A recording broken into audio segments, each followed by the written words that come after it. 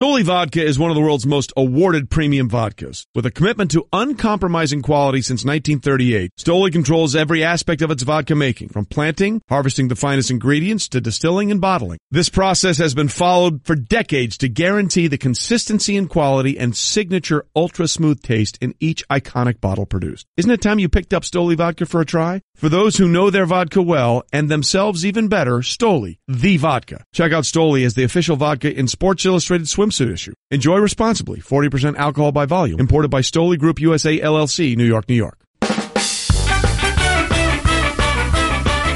This is the Best of Golic and Wingo podcast. Golic and Wingo on ESPN Radio and ESPN2, presented by Progressive Insurance. All phone guests on the Shell Pennzoil Performance Line. I'm Jason Fitz in for Trey again today, hanging out with Mike. And Mike, we got Fitz and the Two Towers of Golic making their return this week. And I know you guys come to this show and this network for sports, entertainment, escapism. We're going to get there, but we obviously start today with heavy hearts on the heels of the tragedy in Parkland, Florida, where a former student went on a shooting spree at Marjorie Stoneman Douglas High School, killing at least 17 adults and children. Our very own Stugotz and his family live in Parkland. He will join us later this morning, but we want to start by making sure we send out our thoughts, prayers for the victims, their families, and the community affected by all this. Yeah. Normally, obviously, when we have Stugotz on, we have a little fun, but certainly it'll take a bit of a serious tone as he's tweeted about, the incident, Liz walking distance from that school and such. And I mean, I don't even know where to go anymore, Mike, with this. I mean, it's just time and time and time again, we go through the same thing, and then we'll go through the same thing, it seems, after this, that people will argue about what should happen and nothing will get done, and we'll wait for the next one to happen. It gets so depressing, especially when, teenagers here are involved and when it's been younger kids involved, whether it's a movie theater or schools. It's just time and time again. I don't have the answers. I know this is when we look to our leadership to have the answers, whether it's state leaderships, national leaderships, whatever, to come up with decisions, to come up with answers. And, we end up, unfortunately, just kind of shaking our head that nobody can all get together and say, okay, can there at least be the start of something, some kind of solution, so we don't have to live through this ridiculousness that we're living through, and then we just wait for the next time for it to happen and nothing gets done. I mean, I don't even know where to go anymore. It's a situation where it tremendously sad, but I think people need to make it tremendously personal. I think there's a lot of spinning of tires that goes on in social media when things like this happen from people on both sides that just sit and point and attack each other. If you have a chance, I'd recommend taking a look at Bomani Jones's timeline from yesterday. I thought he did a really good job summarizing the fear that should come with this, because it happens so often, unfortunately, that we end up treating it like an abstract. Like you said, you sort of become numb to it. Stugotz was the first person I texted yesterday because I don't know exactly what high school his daughters go to down there, but I know he's got two daughters that are about high school age, and you immediately jump to the people that you know in these situations. Stu tweeted yesterday, I live walking distance from Stoneman Douglas High School, my hometown of Parkland. Many of our friends are hurting tonight. Our hearts go out to everyone. What should not be forgotten are the incredible acts of kindness I witnessed that make me incredibly proud to say I live here. But I thought of a person I know, and I think that's a problem with a lot of these is we all treat it like it's someone else. This is very close from being on your doorstep at some point, and I think more tends to happen when you make it deeply personal, when you realize that there is nothing that separates you from the people that were affected by this other than randomness and luck.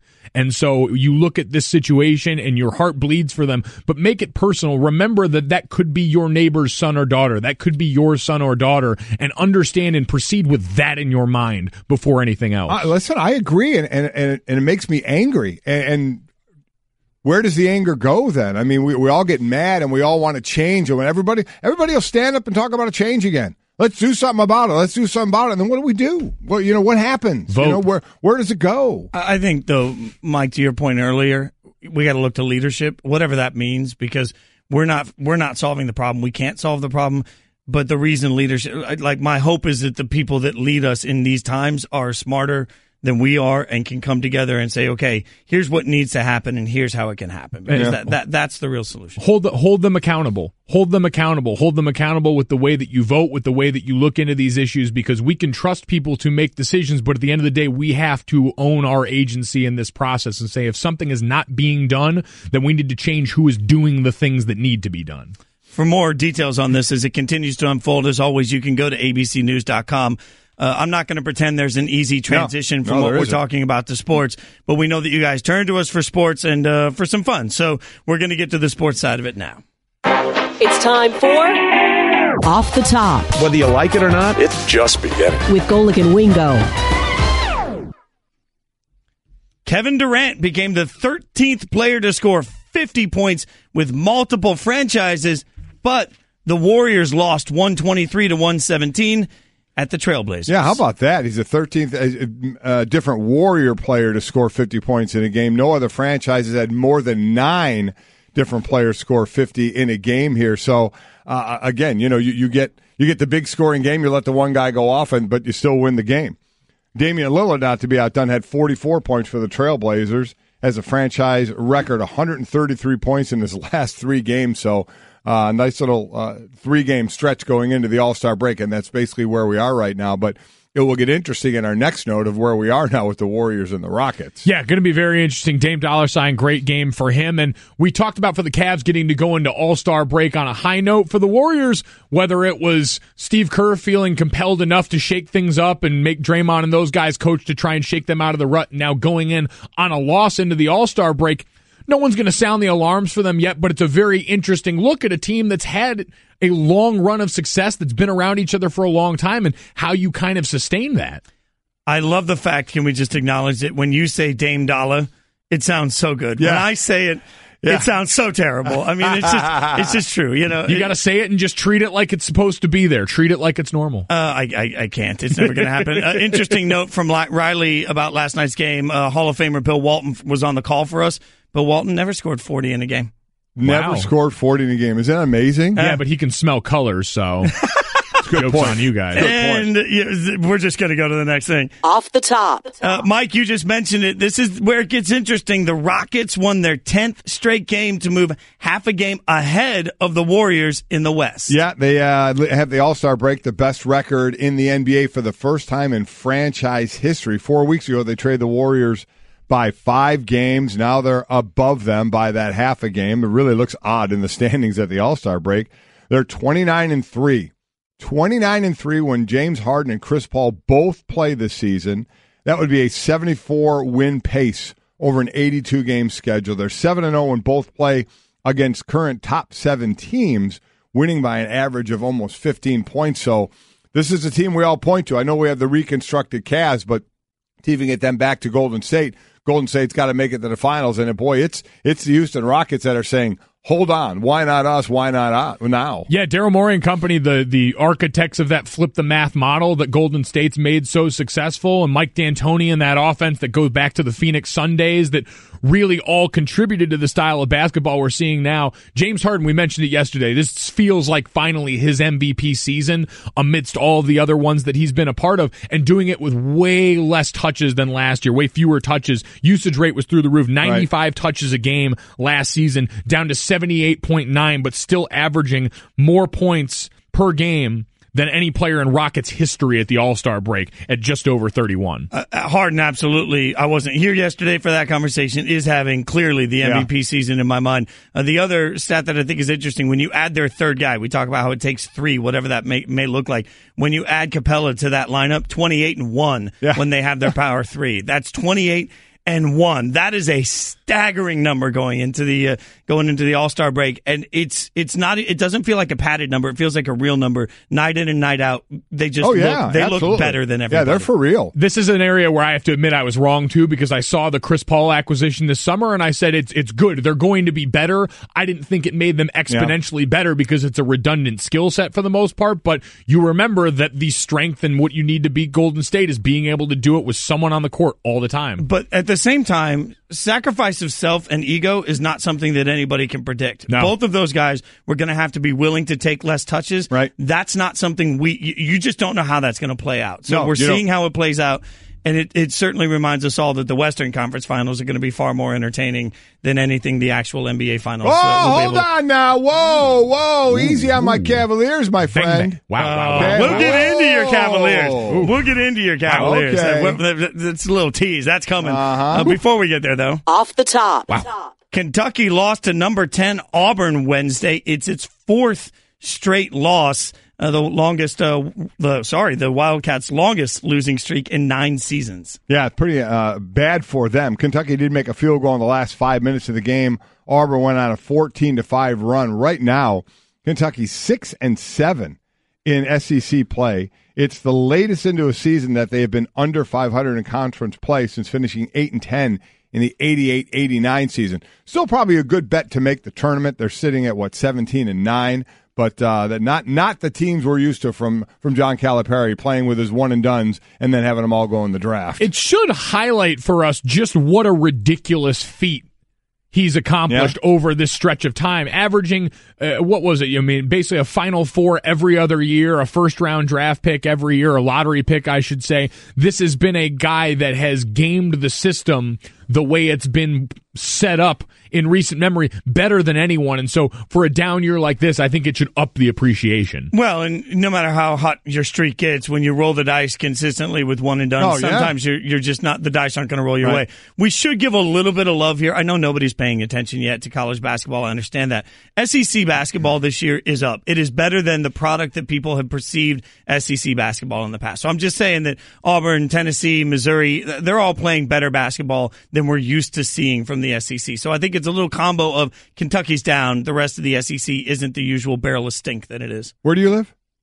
Bristol, Connecticut. No. That's wow, well played. Good you don't sir. live where your air mattress is. You live where the headboard is. I live in Nashville, home of the last place Vanderbilt Commodores, unexpectedly in the SEC. That's true. That's a good point. But yes, there is a little bit of homer. It's funny. I don't feel that in college football. I feel like I'm always rolling my eyes at SEC in general. But in basketball, I'm like, hey, give the guys like some you love. want to stick up for him a little bit. Yeah, sticking up for the little man. That's what I'm doing. You called me out on that one. Off the top.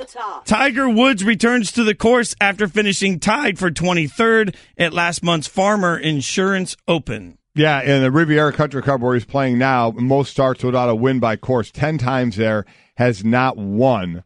12th career start at the Genesis Open, 11th at Riviera. So he hasn't done very well there. Let's see. Again, what are the goals for Tiger Woods? We can throw out all the numbers we want, but as he restarts yet again for his career now at 42 years old, it's what are the little victories we can look for as he moves on this season. I thought it was interesting. He's paired with Rory McIlroy and Justin Thomas, I believe, this morning, and Rory said, he joked, I would have enjoyed a nice quiet start to the round instead knowing all the hoopla that's going to follow him. We forget guys really haven't had to deal with that for a while now, the level that Tiger used to bring. These guys are popular. These guys have played in big tournaments, but we knew what Tiger brought, especially down the stretch, that roar, the crowds that would follow, all of the media coverage. It's just different, and while it won't be to this extent, I think it's a reminder of golf's been missing a lot without Tiger, but that's certainly been a part of it that the other players haven't had to deal with. It's a 10:22 Eastern time, tea time for Rory and Justin Thomas. I will say this when it comes to Tiger. We have such an eyeball on everything he does. I'm not sure that that ever stops, but I also don't think anything he does today, now, this year, fixes that, because no matter what he accomplishes, it's up against what he accomplished in the past, which he'll never do again. So it just feels like a lose-lose scenario for it. If he goes out and he wins, we're like, that's great. Let's see what he does again. And it just never ends. It's a spiraling thing. Well, I mean, I get that to a point, but him winning a tournament now, I think, would be pretty big news coming up. You don't think we'd immediately then turn that into, is he back? Can he win multiple? Oh, certainly it would. That's going to come with the territory. But I mean, even to get to him winning a tournament, I think would be a wow moment for him now at 42, coming back, a fourth time?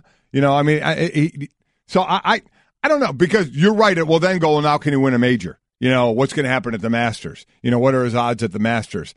I get what you're saying to a point, but the ratings are going to bear out. The people are still going to watch that thing to see what he can do. Tiger interest will always been there. To Jason's point of, will we allow Tiger's accomplishments to still be celebrated? I think so. I think you're right. At this point, him winning anything is going to matter. Won 5 tournaments back in 2013, and really, it's been pretty dry since then. So if we get any taste, because I've been the one abstaining from all of this as much as the rest, saying, you're really going to have to show me something for me to buy into this Tiger fever. He wins a tournament, heart rate spikes a little bit. The meat sweats start. Always comes better than the meat sweats. The Tiger sweats. In fairness, I'd love to find out, because when Tiger's good, it's good for golf. Absolutely it's right. that easy. Yep. Off the top. Michaela Schifrin won the giant slalom to become the 3rd American to win multiple career Olympic gold medals in alpine skiing. Yeah, she was behind. I think she was in 7th, trailed by 0.2 of a second after her first run, but came through and ended up winning by just about 0.4 of a second in that one to get that gold. And it's been a while. You know, they've had the delays on the downhill stuff with the high winds. That's just what you want when you're going 60, 70 miles an hour down a mountain, is you want to worry about winds as well. I mean, my God. I mean, it's ridiculous. It's an added degree of difficulty in all of this that you don't see from athletes in a lot of other sports. I mean, we know football, you have to deal with some of the elements, but again, that heightened sense of awareness around an event and an opportunity that comes once every 4 years makes this interesting. And for Michaela, she's had to adjust her course of events because of the way that things have been moved around because of the wind. So a lot of challenges, and I'll give you guys a freebie. Had Julie Foudy on before. Just very interesting look at the mental makeup of Michaela and diving into there. She'll have some great stuff for you guys. We have her on today at 7:30 Eastern, like an hour and 15 minutes. You knew we had her as a guest. Yeah.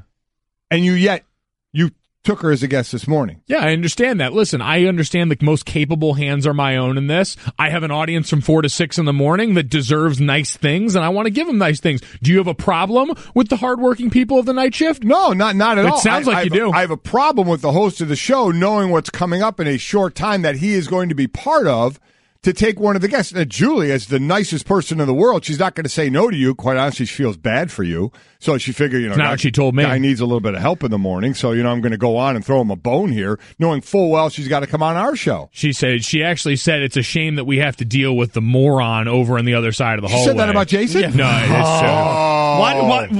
Why do I feel like I now know what Thanksgiving feels like when there's like only one scoop of mashed potatoes left, and the whole Golic family's battling for it? There's food in the air. You know what?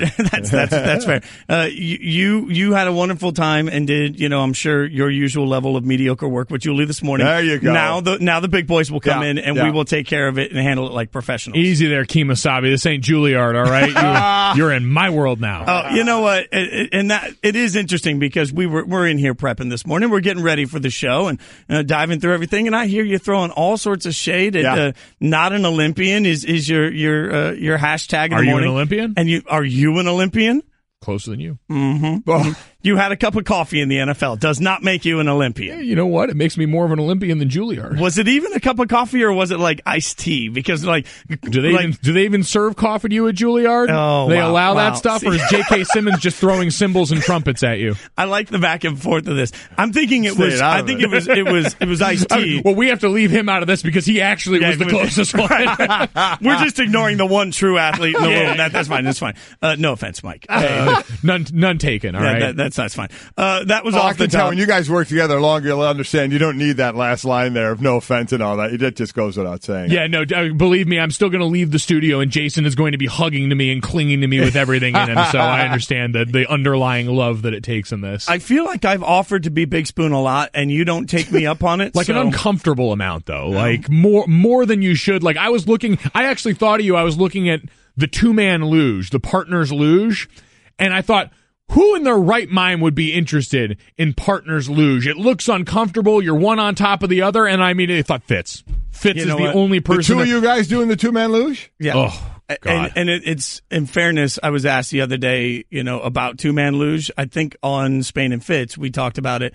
And I said, I thought you and I would make good 2-man luge I think partners. People need to be reminded again, you guys did a show together for a year, a college football show, so that there is some history with these two that just seems to continue to carry on here. I didn't realize it was history that was going to lead us to the two-man luge, or else I'd have quit that show. Oh, wow. See? Who hurt you this morning? Somebody did. Look, for all that conversation earlier, you said, Mike, that I shouldn't throw some shade on your Cavs. Yeah. And that's what I'm about to do. So the Cavs. Really? Yeah. The Cavs, they're going to enter the All-Star break in third in the East. But everyone now is completely confident they're going to waltz their way into the finals. Confidence theme brought to you by National Mortgage Lender. Quicken Loans. Apply simply, understand fully, mortgage confidently. So Stephen A. Was adamant about his love of these moves and his own basketball knowledge and his ability to see this and know how it was going to play out. This is what Stephen A. had to say. I'm of the mindset right now they'll cake walk through the East. Because when you add 325-year-olds and an experienced point guard like George Hill, who's known as being a quality defender against opposing point guards, not to mention somebody capable of hitting three-point shots of his own. When you have that at your disposal, when you have that available to you, you have upgraded exponentially. And if you've done that, how are we to look at the rest of the East? In Boston, Kyrie they don't have any depth. Toronto with DeRozan and Kyle Lowry, you don't know whether you can trust them. The Washington Wizards got emotional issues. Who's going to stand in the way of the Cavs? The Cavs are going, if they cakewalked last year through the Eastern Conference, why wouldn't they do it this year? So we'll get to whether or not they can get through the East. And by the way, you got all that. I've been saying that now for a while. I mean, is he taking my stuff here? Except I didn't know about the emotional baggage part of Washington going through that. That felt like the Jason Kelsey speech again, where it got really specific towards the end in a way that the rest of us didn't know. Like the Washington Wizards got emotional issues. What? The Wizards going, wait, what? What's he talking about? But no, guys, that's been reported. John Wall and Marcin Gortat had to come to Jesus meeting. Bradley Beal, they're all yelling and screaming at each other. They got some things happening. Well, yeah, I saw that. I don't know if that's emotional issues. That's normal team back. Emotional issues is like, where was Dad early on? Yeah, that's emotional. Stanzik, we know all that stuff. I mean, Mike's right. Emotional listeners are way different than yelling at one another. We yell at each other here and every day. It doesn't mean we have emotional issues. But emotional issues go deeper. Here's what everybody's missing about the Cavs. Even if they waltz all the way to the finals, who cares? That's not good enough. Yeah, I get that, but everybody's talking about up until last week that they weren't even going to get to the finals. Baby steps, man. Now they're back to where they were. They're going to waltz through and get to the finals, and then we'll see what they can do. I'm just saying, when you have the iconic player of a generation, and maybe the greatest single player of all time, getting to the conference finals is a loss. That's not enough. And that's through all of this, they're going to cakewalk. Who cares? Well, that's fine. Actually, the studio here cares. Behind the Glass is all in on the Cavs right now. Devin and Cliff have just alerted me. It's Cavs in 3 for the finals. Wow. Devin and Cliff have taken this 2-game sample size and said, we're good on your conference championship. We're going to win it all. So they are all in. I'm thinking about joining them. The water looks warm over there. I'm not really a toe dipper. I dive right in. I'm an Olympian. And you're poo-pooing. Oh, I'm poo-pooing all day long. You're a poo-pooer. Okay. If we always talk about maximizing the window of greatness. When you have LeBron James, losing in the finals is not the window of greatness. And the best case scenario for the Cavs is they're going to get waxed by either the Rockets or the Warriors. Congratulations. All you did was waste another year with the greatest player of our lifetime. Are you and I going to have some bets? Maybe. I don't really like betting anymore, but I may have to do it with you. Can we, like food? We'll use food as without a doubt, it's food. Always. That's good. It's never, it's got to be either cheap food or too. lack of clothing. I was going to say, maybe stop with that other one. We had to see that rehashed the other day. I think I'm good. Golic and Wingo, the podcast. Mm-hmm. Trey Wingo and Mike Golic Sr.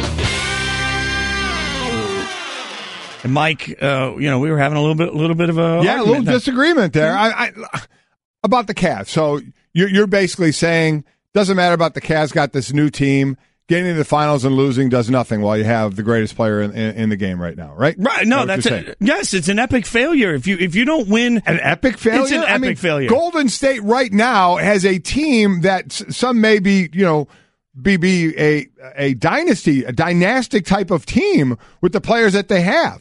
So if LeBron gets there and loses, I mean that's an epic fail. If we looked back on the legacy of, not even legacy, I don't want to use the word legacy because I hate that in sports when we get into this conversation. If you just look back during, let's say, the Jordan era, Right. If Michael Jordan lost an NBA final, how would that be viewed? By him, by the people around him, by the organization with him? Would that be viewed as a failure? Well, you mean after winning 6 or that particular year? One? Yes, that particular year. If it was his second time in the finals, I don't know if it was when Michael Jordan hit at his highest point or while he was going up to his highest point. There's two different things we're talking about here. Well, if Michael Jordan at his peak, because right now what you have with LeBron at his whatever age, whatever he is in his career, he's somewhere in the peak process of it because he's still playing at such a high level. I completely agree with that. So now you've got a iconic player that's quite simply capable of taking over any game and leading a bunch of bums to virtually anything when he's engaged and interested in it. If you don't win a title with that guy, then you have failed that year. I don't know. I think you got to look at the opponent as well, and you got to look at what Golden State is and what they've built and how good they are. Did Jordan play any against teams like Golden State? No, absolutely. But at some point, when you look at, for example, what Houston's been able to do, right? Houston has the best record in the NBA today because they made the aggressive moves it takes to get some superstars together, and they're combating the best team, the dynastic team to that point. And it's halfway during the season, right. And does it matter right now? Well, I mean, who do you think has a better shot at beating Golden State today, Houston or Cleveland? Because I would say Houston squarely. Right. I need to see still more of Cleveland. I think I like the pieces Cleveland has together, and I've only played a couple of games together. I get that, and they're still on that excited honeymoon stage. We'll see where it levels off. But you can't deny what Houston's doing right now. I completely agree with that. I mean, at some point, the hot start for the Cavs feels to me like exactly what has to happen right now. Right. When you've got a bunch of guys, young guys that are together with LeBron, they're all super stoked about playing with the King. He's re-energized because the young guys love him. It's really easy right now. Honeymoon stage, I think, is the right way to describe it. And I think the reason we're seeing a shift in balance of power in the East is because they're in the honeymoon stage. And at the same time, you've got Boston over there, who's been married for 30 years, and I don't really feel like putting in the excitement effort right now. I'm going to wait till Valentine's Day and my anniversary. Yeah. I mean, that's. I think it's just different now with the Cavs because the team that's the best in the NBA is so much a favorite over everybody else. By the time we get to it, now we'll see with Houston and all that if they meet up in the Western Conference Finals and that. But just the thought of how good Golden State is and how favored they are over everybody else, because I get what you say. Normally, I would agree with that. The best player is going to lead him to championships, and with Jordan getting 6 of them. But I guess my point is, if Jordan were 1-0 in championships and then went to another one and lost it, would we be at the point of when he was 5-0 and say, oh, my God, it's a failure if he doesn't win 6? Would have been the same thought if he didn't win his second? I think a lot depends on where you are and who the opponent is. This Golden State team, as I said, could turn out to be dynastic if they keep going. It's Golic and Wingo. I'm Jason Fitz in for Trey. And I would say this. I'm not saying that the Cavs are, as an organization, are a long-time failure or even that LeBron is a long-time failure. I'm saying that this particular season has to be viewed as a failure if you don't win it all when you have LeBron as your big piece in all of this. And I think that the way that Houston has built themselves up, frankly, makes it even more of a failure because now you've seen somebody else do it from over here say, okay, well, we're going to address it. We're going to get it right. So you're sitting here saying, how is it possible that I have this and I can't figure out a way to do what they're doing? That's part of why I think all of this year, winning the East just isn't good enough. I agree with that. Listen, we're in agreement on that. To me, there's a difference of winning the East and winning the championship. They should get out of the East. I think, especially after all the trades they made. And if you read, how Woj talked about the phone calls and the texts and everything to pull off all these trades, it's a fantastic read of how it all went down. But they needed to do that. They needed to put themselves in this position. So I'm with you. Getting out of the East, if they don't, that's a monster embarrassment, colossal failure. But getting to the championship, and if they were to lose to Golden State, while it would be a disappointing season because you have LeBron James and you didn't win the title, I don't know how much of a failure it would be given how good the opponent possibly could be. Do you not think if the Cavs don't win the title this year and LeBron moves on, that we'll be sitting down having a conversation this summer about did the Cavs get the most out of the LeBron era in Cleveland? Did they win a championship? They won one. Is that enough? Well, how many, or had they won before that? I understand how many that. Cleveland won before that? I understand that, but we can also look back at the Colts, for example, that had not necessarily in modern history had the level of success, and then they bring in Peyton. And after Peyton's tenure ends there, what are the first thing we say is, did they make the most out of their era with a franchise quarterback? And that's what LeBron is. If you're going to ask me if for LeBron, they don't win the championship this year, and LeBron leaves, and you look back and say, was it success? I'd say yes. They won a championship. They got to the finals. They didn't win them all, but they won one. They got over the hump, and they won a championship. For Cleveland, you got to understand, Cleveland people will think that because they were starved for a championship. If this was in a championship city, maybe not so much. But just getting them there every year, and having the thought process that you could win it each year, is it a disappointment to lose? Absolutely it is. But they got that one. That's going to carry some weight for a long time. Do you not think, though, if LeBron goes to, as we've heard when we were together last week, if he goes to Philadelphia and wins a championship somehow, if he goes to Houston and wins a championship, doesn't that become part of the process that actually lessens the accomplishment in Cleveland if he just goes somewhere else and wins one? It will, and I'm just speaking as a Cleveland person right now, sure, they've had no success in sports. No. For them, no, because they got the championship. Listen, we know LeBron went to Cleveland, went to a finals and got smoked when he first got there. Went to Miami and won a couple, so he won them there. Came to Cleveland and won one in Cleveland. I don't think anybody would be shocked if he does leave, and wherever he goes, they may win a championship. I mean, you're at that level if you're on a LeBron team. But Cleveland got a championship. It was a starved city for a championship, so they will always have that to fall back on. So I don't know if that's saying something about Cleveland that we shouldn't be as excited as we are if we keep going to the finals and lose, but they won one. They got that one. They got that championship monkey off their back. So at least they have that, and they'll hang on to that. Well, and maybe it says something about me that I'm sitting here saying, one's not enough. Yeah, I get it. Golic and Wingo, the podcast. What a day, what a show, what a time. I tell you what, a great sports night last night. Yeah. No doubt about it. 1, 2, 3, 4. Hey everyone, Mike Golic here. Support for the Golic Wingo podcast comes from our friends at Rocket Mortgage by Quicken Loans. Chances are you're confident when it comes to your work, your hobbies, your life. Rocket Mortgage gives you that same level of confidence when it comes to buying a home or refinancing your existing home loan. Rocket Mortgage is simple, allowing you to fully understand all the details and be confident you're getting the right mortgage for you. To get started, go to rocketmortgage.com/Mikes. Equal housing lender, licensed in all 50 states, NMLS, consumeraccess.org number 3030.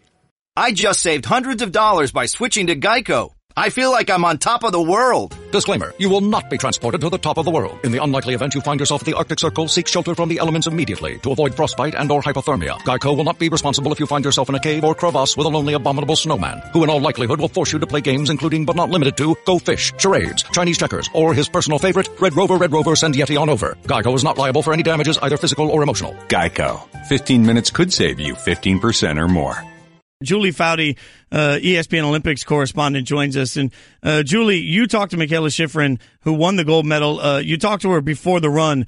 That means obviously your advice leads to gold medals. There you go. What advice can you give me to help me make it through the rest of this show?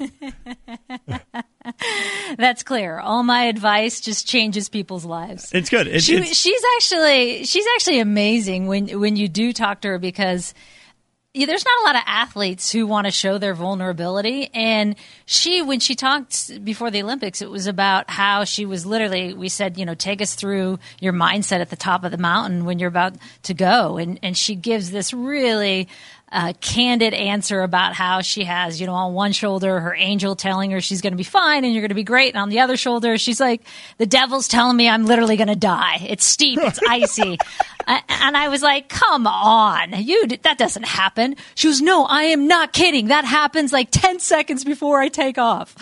And I said, what do you do? And she goes, the gate opens and it's like, shut up. She says, I turn to the devil and I go, shut up. I got to go. But, and to see her, do what she did today after the delays, after all the pressure. I mean, think about all the eyeballs on her and the attention. And it's not just, Mikaela Shiffrin's coming to win a gold medal. Mikaela Shiffrin could win multiple gold medals. And in skiing, we know how hard that is. And you talk about the mental side of it, because as athletes, there is that side of it. Physically, you train to do something, but then there is the mental issue. And then when something changes along the way, not that they're not used to it at some point, but when her schedule gets compressed, how does she deal with that mentally when all of a sudden that part of the game changes? Well, I think she has been built, with her family and her parents, and you read her story for this moment. And it's amazing to watch how little sets her off. And as we've seen with all great athletes that transcend, is there's just an ability to get yourself in that bubble and stay in there and stay focused. I was talking last night to Steve Nyman, who raced in 3 Olympics. He's an alpine skier and knows Mikaela Shiffrin quite well. And he said there's no one better at just her locking in. And he said it helps because she's a great napper, which is what she did actually between runs today. She said, yeah, I took a nap. That's what I always do. He said it helps. She's a great napper and that she's just able to lock in. So clearly today she had the angel and the devil under control and was talking to the angel at the start of the race. Julie Foudy, ESPN Olympics correspondent, joins us. Sorry, Julie Foudy. I don't know what I'm thinking here. I can't read today. Julie, you've competed in the Olympics, and you mentioned a little bit the focus, but ultimately one of the tricks I think that's interesting is that guys and girls are all competing at different times. How do you balance trying to keep that focus when even the other athletes in other sports around you, some of them are getting ready, some of them are done? I know, and that's hard when you're living in the village, actually, because, for example, Chloe Kim, who, has this incredible run, and she's done early in the games, as you see with some of the snowboarders. Well, you have some of your team sports, like USA Women's Ice Hockey, who's also staying in the village, but they've got to go, for the duration. That was always us with soccer. So as everyone's finishing, the noise escalates daily and the parties get louder, and it actually becomes a problem. You see a lot of athletes who have had in the past to move out of the village to stay in their own kind of quieter space and stay focused. But that also is the joy of the Olympics, is there's this really wonderful, magical feeling to it when you're here and competing. That's just so fun. And so people really try and embrace that. So along those lines, before we get into some of the other sports, so staying on that, because they finish at different times, do most of the athletes, or how many of the athletes, actually just hang around and say, okay, I'm done. I'm just going to kind of stay here, and for lack of a better term, I'm going to stay here and party and enjoy the Olympics? Yeah, a lot of them do. But what's interesting, what's happened now with some of the higher profile athletes is you'll actually see them, and even ones which is amazing to me, they're still competing. Like, for example, Red Gerard, when he won gold early in the Olympics, he actually hustled home back to Los Angeles and did some media out in LA, and then is coming back to compete in Big Air at the end. So, Jamie Anderson, when she won gold, she was actually considering going back to Los Angeles to try and capitalize on that window. And I think a lot of these athletes realize there's a very small window here for me to gain some notoriety and popularity, and I want to capitalize on that. But they also have to balance it, especially if they're coming back to do more competition, and it's not an easy flight, 12 and a half hours, although it was very nice for me coming out. I'm with you, though, and on their thought process of trying to capitalize. And on that note, Julie, who do you think is going to be? Is it going to be Chloe Kim? Who's going to be that winner? In the summer, you have the Michael Phelps of the world and anyone from the U.S. gymnastics team. But in the winter, it can be a little harder at times. Is Chloe going to be that one, or somebody else?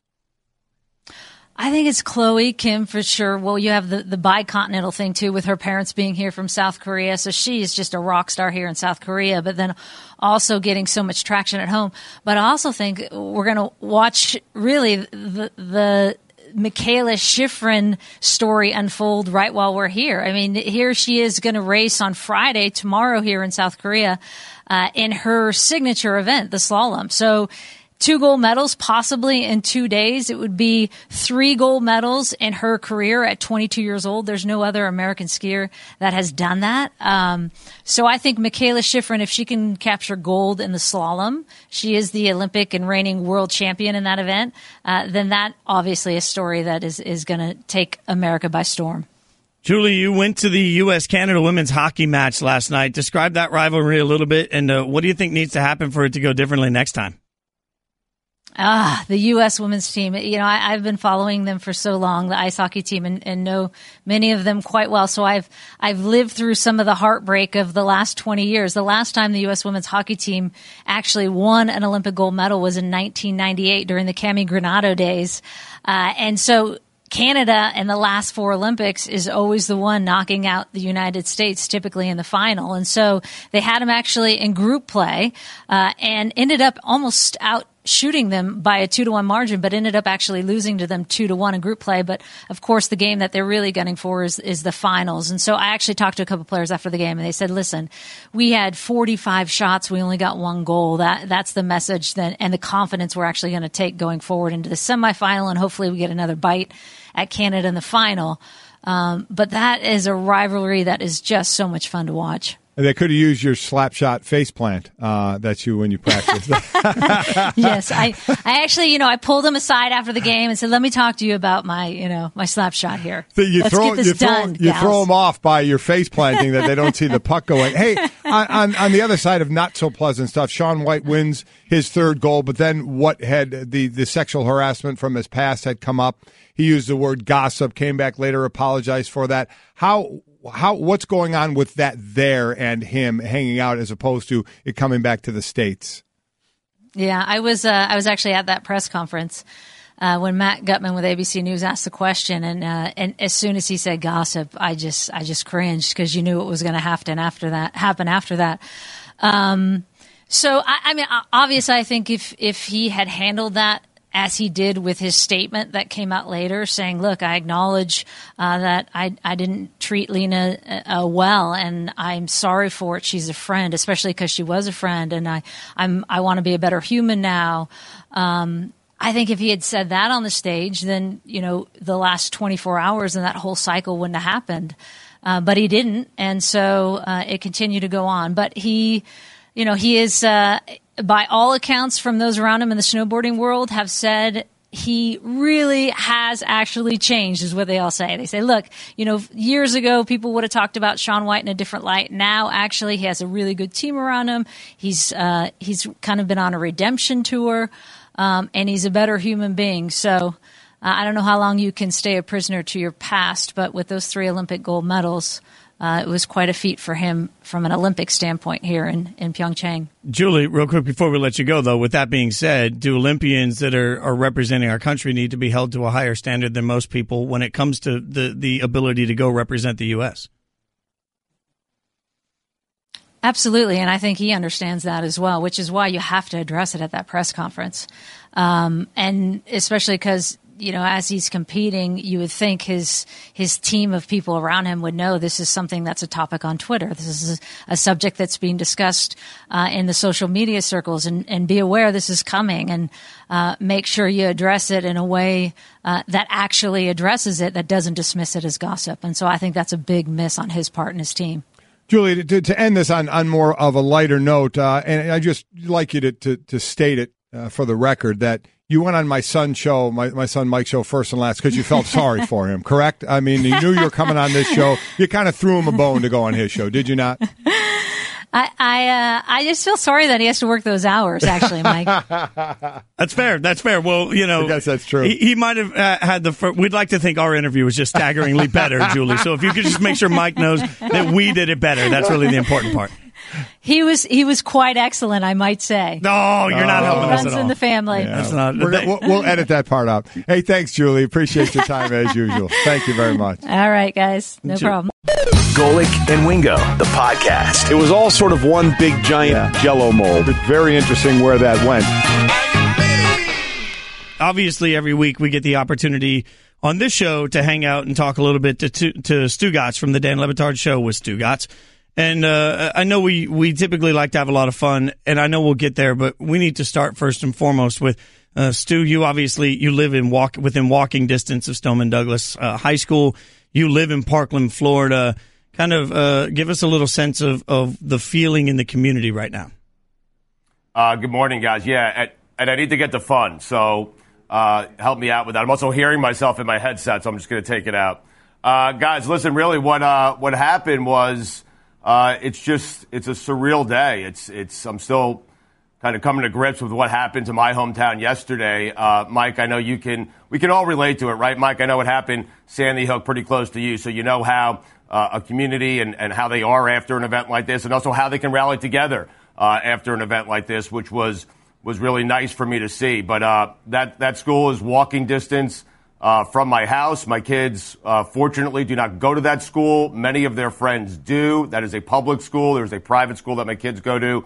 That's about 10 minutes down the road. All their friends go there. Parkland is a great place. It's a small city. There will not be a single person in that city who won't be affected by this in some form or fashion. So it was a difficult day. You know, you get a call. The shooter was at large for a while, guys, and because of that, all the surrounding schools were in lockdown. So to get that call from my daughter, which I got yesterday, Daddy, why am I in the library under a desk with police officers telling me just to stay down?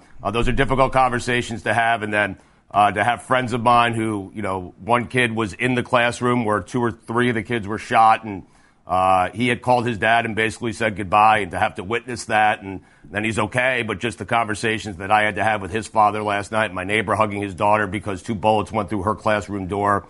It was just I'm getting emotional as I talk about it, and you guys know that I don't really do that. But, it was a tough day yesterday, and to see that all kind of play out in my hometown, you see it elsewhere, you see it around the country, you see it on CNN, you see it on other news outlets all the time. You never think it's going to happen to your town, your school, people that you know, people that you care, people you love about, and then it does, and it hits home pretty hard. So it's an emotional day, but some of the acts of kindness I saw yesterday, guys, you'd like to think it takes something like this to get us to act like that, where we're okay with someone cutting us off. We're okay with a car parked in the middle of the road because it's a parent looking for their kid.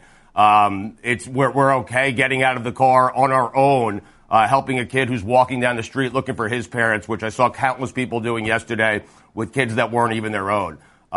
You'd like to think that's the way we should always treat people, but the reality is we know in a couple of days we'll go back to life as we know it, I guess. But I wish the way people acted yesterday, I wish that's the way people would act forever moving forward. But the reality is that's not going to happen. Yeah, that's and I know I'll wait for you to put the earpiece back in so you can hear me. You mentioned that in your tweet, and it does seem to happen that way, and where you saw people kind of coming together a little more, and what I would imagine is going to be even a horrific couple days for some people the rest of their lives with how they've changed out there yesterday. Yeah, it's life-changing, Mike, and I'm sorry I got to do this with the earpiece. It's life-changing stuff. There are people who are going to be, fortunately not me and my family, but many families that I know. It's one of my closest friends getting a call from his 2 daughters who are locked in a closet saying, Daddy, why is this happening? Am I going to make it? And him having to have that conversation. Yeah, they're going to be scarred for the rest of their lives, but you know what? They'll get through it. They're strong kids with great parents and a great community. So we'll just have to kind of rally together like most communities do in this situation and get through it. And guys, I don't do anything political here. I don't care what side you are as far as guns are concerned. I think we can all be on the same side that protecting our kids is important, and the fact that we don't have just teams of security and police and armed guards. Teams, not 1, not 2, not 1 here, 1 there, 3 there. No, teams of guards at all of our kids' schools does not make any sense to me in 2018. We're talking to Stugotz from the Dan Le Batard Show with Stugotz. And Stu, so this is a difficult transition, but I think in the interest of just trying to give a little distraction, a little entertainment, we'll switch gears to sports here, and I know that's obviously difficult to do given what you're going through and given what everybody's viewing in this. But let's do it though. I need some fun. I need some laughter in my life. I need some fun and laughter. Let's go. Okay, so tell me your thoughts on Steve Kerr just deciding that he's going to let everybody else do his job and let them coach themselves the other night. All right, so I have a feeling Golic's going to be on the other side of this. Jason, I don't know where you stand, but Steve Kerr, to me, that is so disrespectful on so many levels. First off, guys, 82 games. You have 82 nights that you are asked to coach per year. 82 nights. You work 82 nights a year. You get paid a lot of money to do it. To do that to the Phoenix Suns, basically what you're doing there, he wouldn't do it to he wouldn't do it against the Rockets, he wouldn't do it against the Cavaliers, he wouldn't do it against Greg Popovich and the Spurs. Why? Because it's disrespectful. And Greg Popovich would view it as disrespectful. And that's a guy who, sits his star players on big road games. It's just so disrespectful on so many levels because the way it comes off, whether he intended it to come off like this or not, the way it comes off is, hey, the Suns are so bad, I can sit back, put it on cruise control, put my arms behind my head, and let Draymond Green and the other players coach the team during an NBA game. Now, Steve Kerr, it is your job to coach that team. And if you can't reach them, it's your job to reach them. You don't need the players to reach them for you. That's your job. They had won 7 of 10 coming into that game. That was Steve Kerr just saying, hey, I don't even need to coach this game. We're going to beat this team by 46. He did it because it was the Phoenix Suns, and he could do it to the Phoenix Suns, and because no one cares about the Phoenix Suns, and it was completely disrespectful to do to their head coach and to that team. All right, I'll let you put your earpiece back in so you can hear me. So you can hear me completely disagree with you.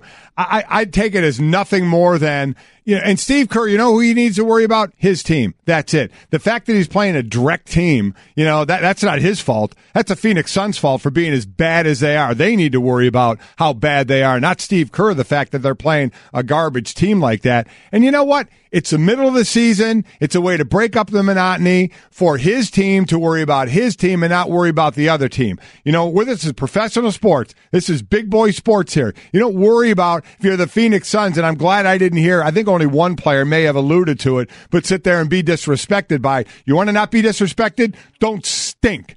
Don't stink, and maybe you won't get disrespected a little bit. Let's worry about that more than Golic. I think it was Jared Dudley who said it. It was Jared Dudley, and he did acknowledge, hey, we didn't play well. We probably should stop him. So I understand what you're saying, but he only did that because it's the Phoenix Suns. That's and they're right. So bad. I agree. He does that to Greg Popovich. Popovich has an issue with it if he does it, Mike. Well, he wouldn't do it to Popovich because Popovich isn't a garbage team. I mean, it's just like it's like a football game. If you have all of a sudden you see these teams they play they play the soft schedule halfway through the season, the beginning of the season. Their backups are in the first quarter running dive plays. I mean, that's just the way it is against bad teams, and Phoenix is a bad team. You guys are both missing what's really important here, and the fact is, I don't care about disrespect. I don't care about the Warriors. I don't care about Kerr. What I care about is the health of the NBA. There are 2 negative stereotypes, true or not, that are thrown out all the time about the NBA. One is that the regular season is too long, and 2 is that the product at times is not competitive. Those are 2 common talking points that are anti-NBA. So what do we see? We at least see the perception of a coach being able just to hand the clipboard off because the regular season game is meaningless. That's bad for the NBA. And it turns around and says, hey, we can win by 46 with our guys coaching themselves. That's bad for the NBA. It's a problem for the league. Even if I don't care about the respect angles, I care about it for the health of the NBA. I mean, that's a really good point, and it's something I said the day after it happened, guys. Like, that is bad for the NBA. There's no question about it. And that's listen, say what you want about the Warriors. They're entertaining, they're fun, and maybe they are good for the NBA, but what drives people crazy about the Golden State Warriors is it's so lopsided. They have an all-star team. They have the Western Conference all-star team. It is so lopsided that without their coach, without some of their star players at times, they can beat teams by 40 points. That's why so many people, myself included, obviously, had such a big issue with Kevin Durant going to Golden State. That team was already great. Now he made them a team that's basically unbeatable. And I'm sorry, guys, that cannot be good for the NBA. It just can't.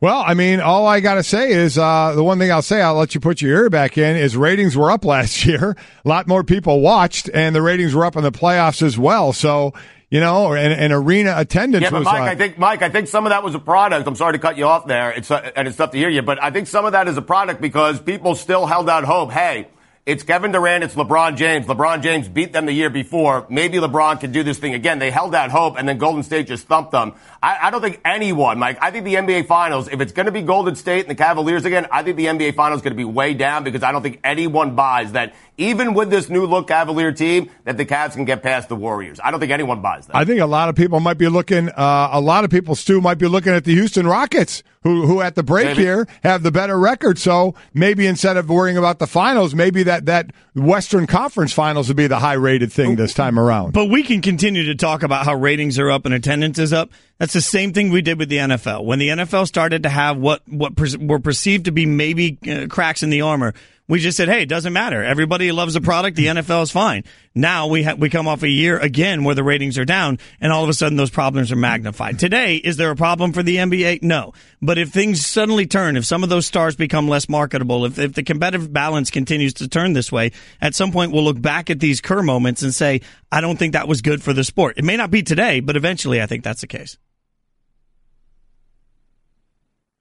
There we go. I couldn't hear you there. That was that awkward silence was me not being able to hear you. And every word I say in my headset, Jason, okay? I don't know if you had this problem when you were in your musical career, but every word I say is coming right back into my ear, and I don't like that. I don't like the sound of my own voice. All right. So we're going to end this with one beef stew, and then we're going to let you go. So we end the technical difficulties.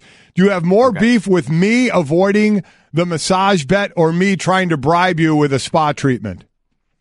Wow, this is a tough one. Golic, because I want the spa treatment. I just don't want it from you. But Dan wants the bet, and he wants it paid off. So, I told him I was perfectly fine. You had offered spa treatment for me and my wife, and I will take that. And if you just want to give it to my wife, that's fine too. I don't care. But I actually would rather have a spa day at a really nice resort down here somewhere than have your hands all over me. So that's fine. I'm fine with it, but you got to convince Le Batard. He wants your hands on my butt. Sorry, Mike. Well, I mean, there's really no convincing. I'm just going to do what you want. Le Batard has nothing to do with the bet. It's a bet between you and I. So if that's what you want, that's what you're going to... Mike, it was a bet between you and Dan that somehow I got shoehorned into this thing, okay? Yeah, I guess that's true. It was the you. You're right about that. Well, you know what? I'm bigger than Dan, so size matters, so I win. Okay. It's great Whatever stuff. you guys want. You two figure it out. I'm just telling you. Listen, I walk into a room, and I have a choice of two masseuses. One is Mike Golic, and one is anyone else. I'm sprinting to anyone else, so I'm good with your spa day, man. All right, man. That's cool. Hey, Stu, we're thinking of you, my friend. Thanks for Stu. giving us some Appreciate time this it, man. morning, man. We appreciate it. Thanks.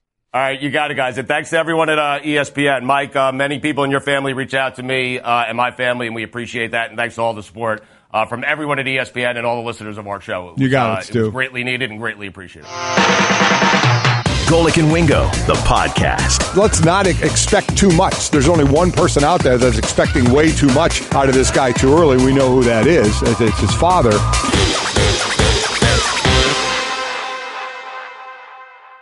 Can we just finish for a second? I know you want to rip my calves as well. I am amazed at how much has been made of the Steve Kerr thing. Amazed.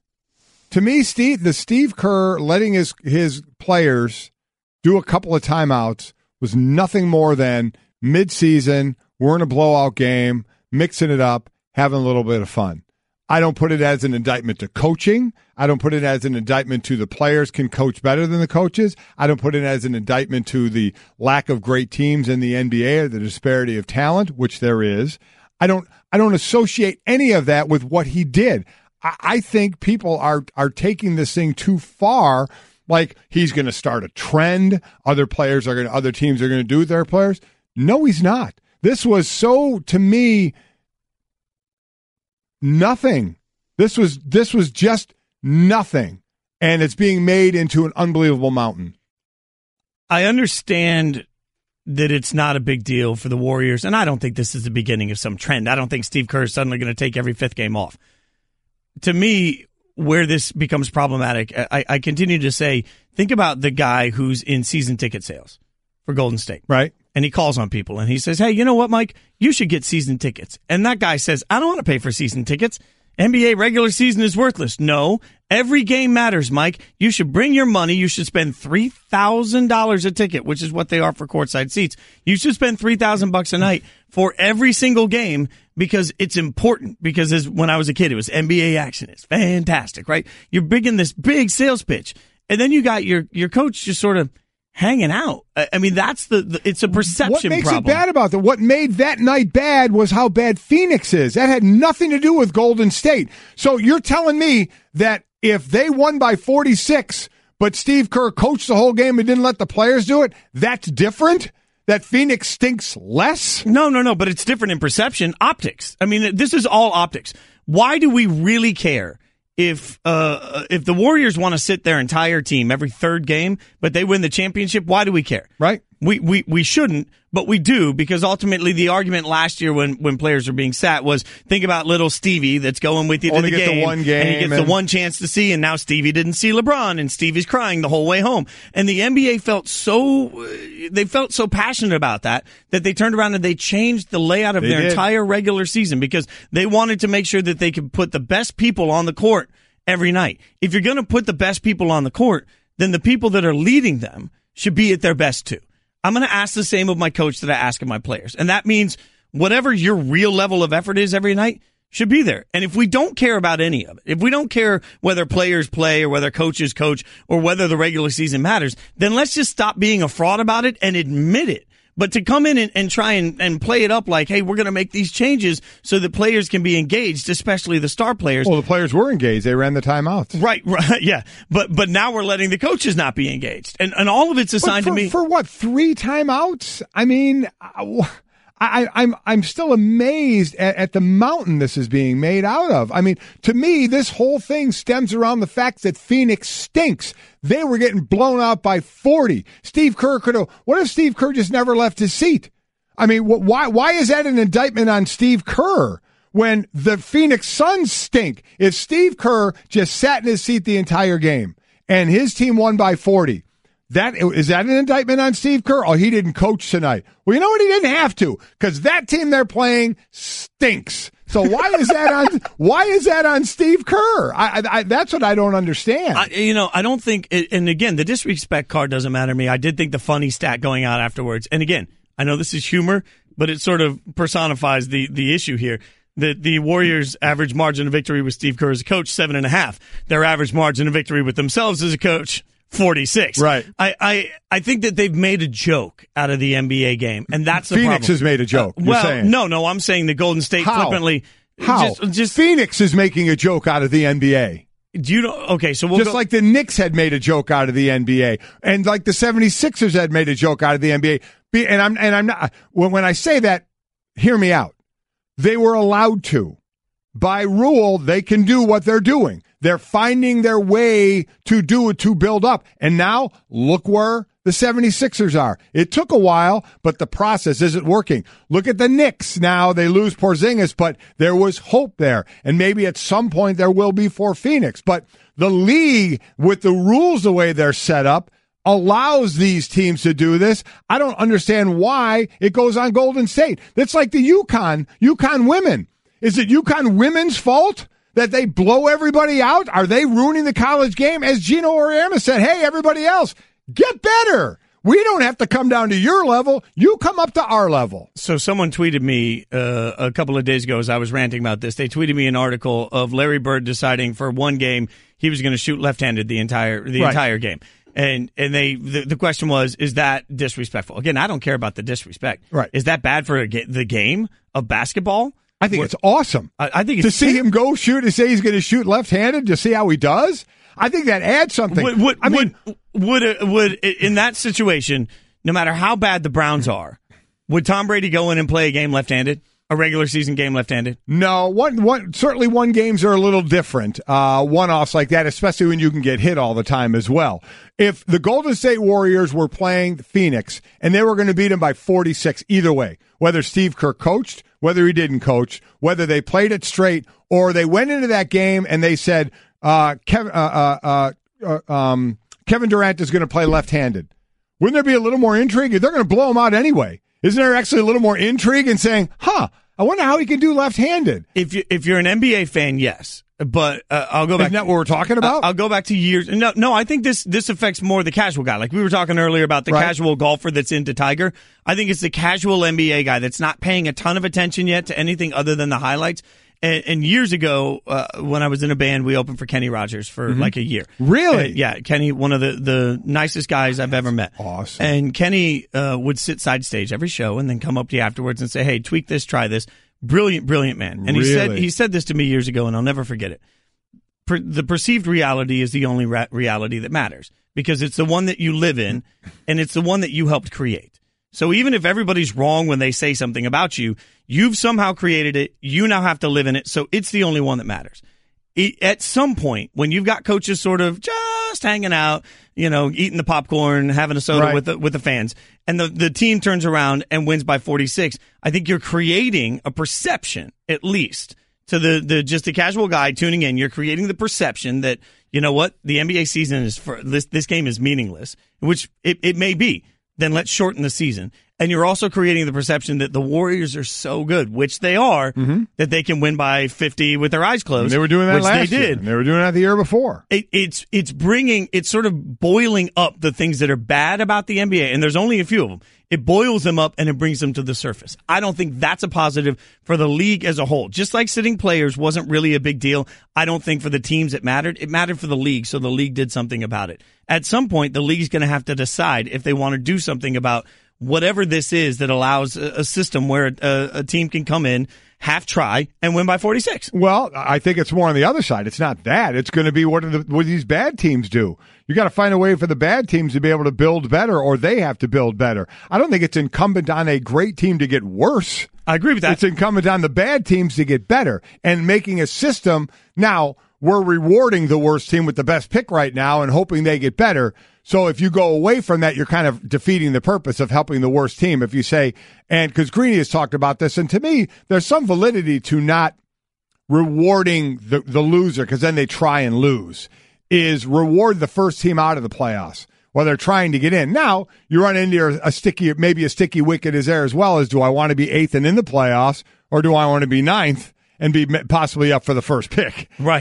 So you're always going to have some kind of, well, let me find the loophole of how I can get around this to get the best pick for me. I don't know. I guess we just, listen, and that's fair. We look at it differently. I look at it from the other side. It's not incumbent on Golden State, in my eyes, to change anything. It's incumbent for everybody else to try and catch Golden State, which is exactly what Houston said when their GM is saying everything we do is with Golden State in mind and trying to catch and beat them. You're listening to Golic and Wingo. I'm Jason Fitz in for Trey. I think at some point what the NBA has been great at over the last 10 years particularly is being ahead of the curve on everything. So they're ahead of the curve on what needs to be adjusted. I think at some point they're going to have to look at mega teams and what that's created and figure out how to get ahead of the curve to making sure there is some level of competitive balance. Now, maybe it's working itself out where there are enough star players and there are enough superstar players that there can be enough mega teams that we can feel like there's compelling basketball throughout I doubt the year. That's going to happen before. I mean, and they're trying max deals, super max deals. They're trying to find ways to have guys stay with their teams. And quite honestly, it hasn't been working very well. Exactly. But they're going to have to keep going back to the well until they figure out a way, in my mind, to create a product where the coach can't take a night off and your guys can't just coach themselves and still beat somebody in the NBA by 46. Yeah, I get what you're saying, but it's also an 82-game schedule where there's going to be games that get away from you every now and then, and that's fair. Maybe they get blown out. Maybe it should be a 60-game schedule. I'm just carving games out. Yeah, everybody's going to be happy with that. Golic makes me want to vomit and then punch you square in the face. And Wingo. Oh, he's saucy today. To help us figure out what things look like in Cleveland and what that situation is like from the inside, former Cavs GM David Griffin joins us on the Shell Pennzoil Performance Line. Get the feeling of being rewarded with gold status at Shell with the Fuel Rewards program. Download the Fuel Rewards app, join, and start saving 5 cents a gallon today. David, thanks for the time this morning. One of the things we've been trying to sort of wrap our heads around is what the proper expectation for success is in Cleveland. And in any year, when you have LeBron James as your centerpiece and you don't win an NBA championship, is that year considered a failure? Well, the organization and its ownership group, Dan Gilbert and Nate Forbes and Jeff Cohen, when I first started with them in that role, had what they like to say, nothing clarifies like clarity. And our crystal clear vision was we are here to win championships in LeBron James' window with this franchise. And that's what represents success for them. And anytime you're the general manager of a team that LeBron James is part of, the expectation is you're going to get there. And excuse me, certainly if you get there, the expectation is you need to win it.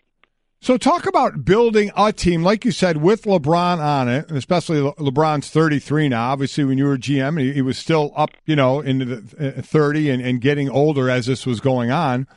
So when you build, how different is it than building a team from the ground up, a young team, like maybe like the 76ers are doing, when you want a core, but you have to get hired guns to build around a guy like LeBron as well? Well, unfortunately, you don't just flip a switch and go from a team that had been in the lottery several years in a row to being a team that is ready to compete for a championship. And when you don't have a great deal of advanced knowledge that LeBron is coming, I think Lee Jenkins knew well before I did. When you don't have a great deal of awareness that he's coming and ability to shape things beforehand, it makes it very difficult to cobble together something when he's on one-year contracts. You're playing literally for that season because he's continued to be on a one-year deal.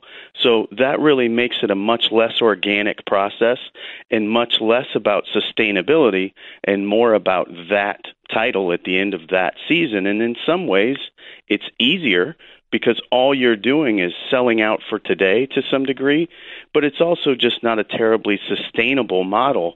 And that's what excites me the most about what Kobe Altman and his team have been able to do this season is they've built a team that's better equipped now from an athletic standpoint, from a versatility standpoint to compete at the highest level, but also set up a much more sustainable future. Former Cavs GM David Griffin joins us on the Shell Pennzoil Performance Line. When you talk about the sustainable future, if, in fact, LeBron does not decide to stay with Cleveland, can they sustain success with the pieces they put in place? Well, I certainly think they've given themselves a much better chance. If you look at what they have in the way of the Brooklyn pick, which currently would be, I think, the sixth or seventh best chance maybe at the first pick, this is a draft that is very, very good and very deep at the top in most people's eyes. And I think this is a year where you can get a real high variance piece that could potentially be a cornerstone for your franchise moving forward. And if you compare that with some of the guys that they currently have, Kevin Love, when he comes back healthy next year, they have a lot of pieces there that are certainly going to be a playoff caliber team and a team that they can augment and grow with over time very well. David, there's certainly a lot of talk, especially from the outside, of the perception that, well, LeBron helps make or makes a lot of the decision on what's going on, not only on the court, but in helping to form the team as well. Where is that? What's the reality of that as opposed to the perception of that? Well, the reality is if LeBron James is on your team, he's a basketball savant. And you're not doing your job if you don't talk to him about the pieces that you may be trying to bring in. But what we did was try to build a family there. And culturally, it was really important to us to talk to the guys about the pieces we would bring in. So we did speak to LeBron. We did speak to Kyrie. We did speak to Kevin Love. More importantly, we got great information from guys like Mike Miller and James Jones as well. It was a really meaningful thing to us that the family in that locker room care enough about each other to tell each other what they needed to hear. So they should have a big role in who's going to be in there with them. I think what's overblown about LeBron is because he's on a one-year contract and because he's the greatest player of his generation, everyone wants to assume he must have more power than any athlete's ever had. Well, he does, and it's because he's got a one-year contract and he has the ability to dictate his own outcome year after year. That's incredible power. He didn't want any of those other responsibilities. He didn't want to be the general manager. He doesn't want to be the head coach. All he wants to do is lead his guys and compete and bring everyone to a point where they can achieve their greatness together. That's what he cares about. And so absolutely you would talk to him. There was never a time he walks into your office and made demands. You never, ever were made to feel like you were doing it for LeBron, but you certainly wanted to get his input. What's your sense, David, on where LeBron will go this summer?